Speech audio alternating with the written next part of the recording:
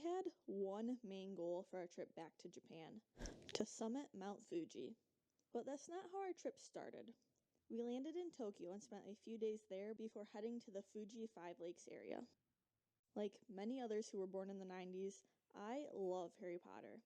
So I was pretty excited when we were able to get 2 somewhat last-minute tickets to the Warner Brothers studio tour. We tried to go on our trip last year, but were unable to get the tickets then. If you're also a Harry Potter fan, I think this tour is well worth it. There was so much to see. Coming from a design background, my absolute favorite part was seeing all the rough models and concept art. It helps the director as well to understand what he's looking at. It's a very good.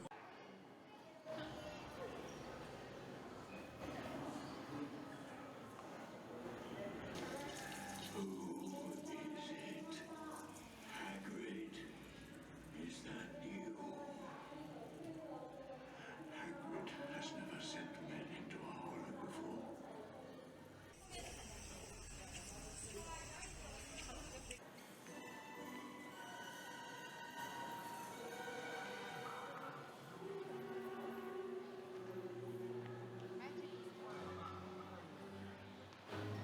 Did anyone else not know they made an animatronic head for Hagrid? It was used when they couldn't do a close-up shot or use forced perspective.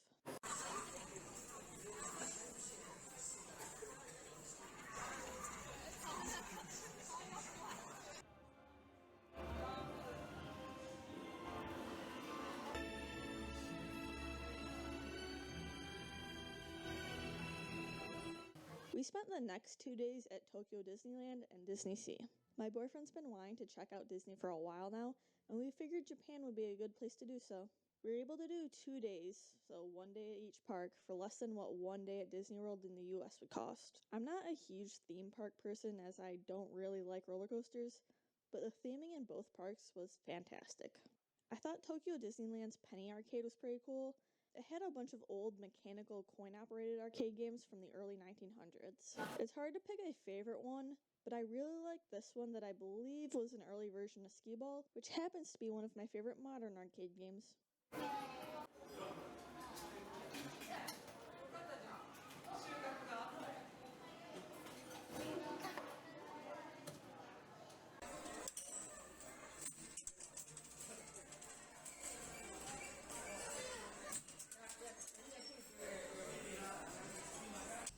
I'm pretty sure this is a cicada, which means despite living in the southeast and hearing them frequently in the summer, I had to travel internationally to actually be able to see one. The line for Toy Story Mania in particular had amazing theming. They somehow managed to make you feel like you had been shrunk down to toy size and everything around you was normal, instead of just feeling like you're walking around some giant toys.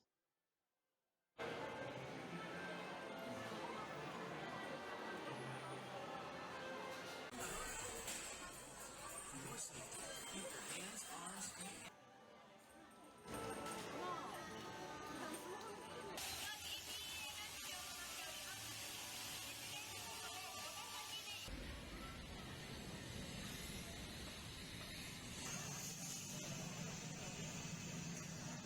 The next day we made our way towards Mount Fuji and explored the local area. Our hotel happened to be pretty close to Fuji-Q Highland, so we decided to check it out. Fuji-Q Highland is a theme park with an interesting setup. It's free to enter, but each ride costs money. Convenient if you just want to see what's there, but I imagine not so great if you're a ride enthusiast. The 7-Eleven here had fruit smoothies ready to be blended with actual fruit, and it was only like $2 or $3. This is something I really wish we could get in the States. We ended up getting tickets to the Fujiyama Tower, which is a 180-foot tall observation deck where you can take in the view of Mount Fuji. There's also a roped skywalk and optional slide back down to the bottom. This tower is where we had our best views of Mount Fuji. It was pretty clear and would have been a good day to summit.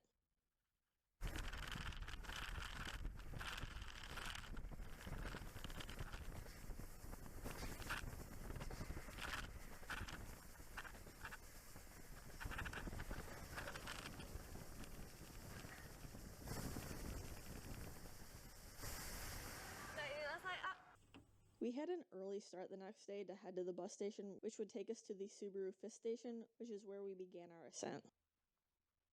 I have a whole video on our Mount Fuji attempt that will be linked below if you'd like to see it, but the short version is, it started out fun and relatively easy, but became quite difficult. Part of that was due to the terrain.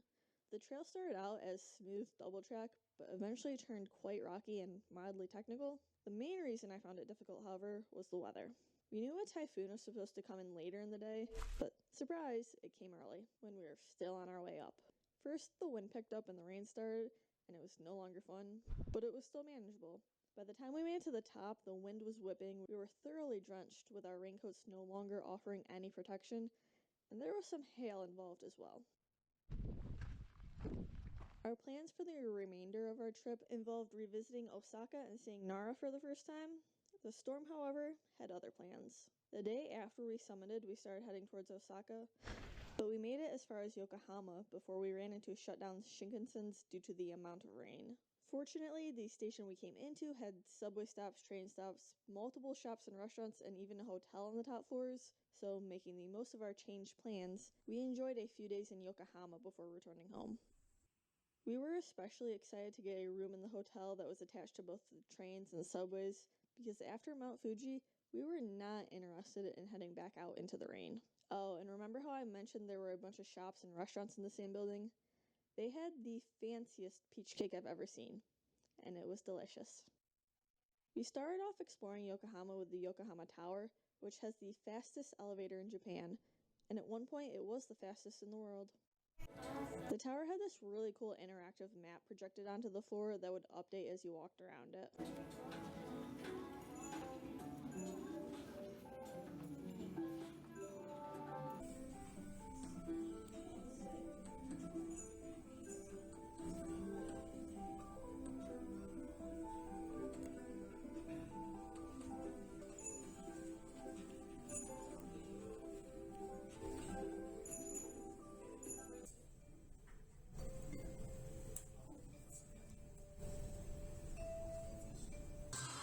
It wouldn't be a trip to Japan if we didn't at least try to win something at one of the many crane games. We got super lucky and won this Lapras plush first try. He's now sitting next to the Mimikyu we won last year. Our beginner's luck ran out quick though, and the crane games definitely got their money back with all the other games we tried.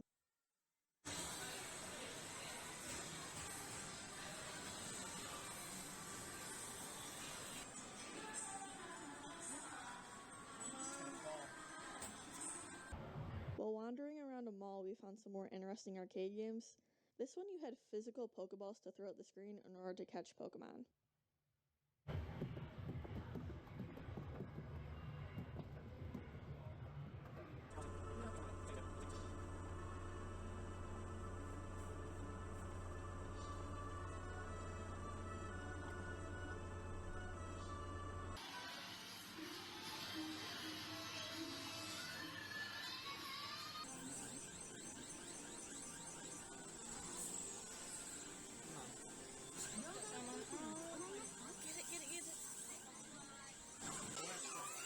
With how much we spent trying to win this Baymax, we probably would have been better off just buying one while we were at Disney.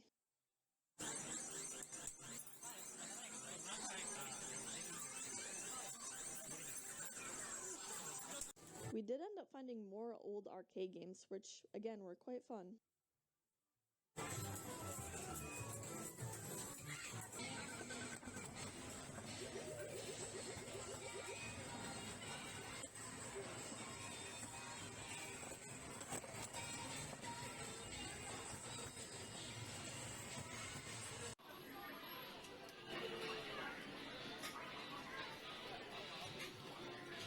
While exploring, we came across 2 animal cafes, and being the animal lovers we are, decided to check them out.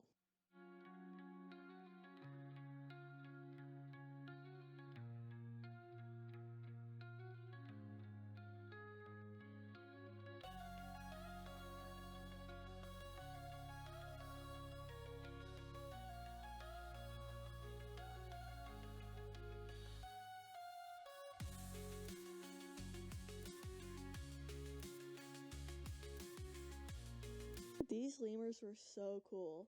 We even saw a baby one later.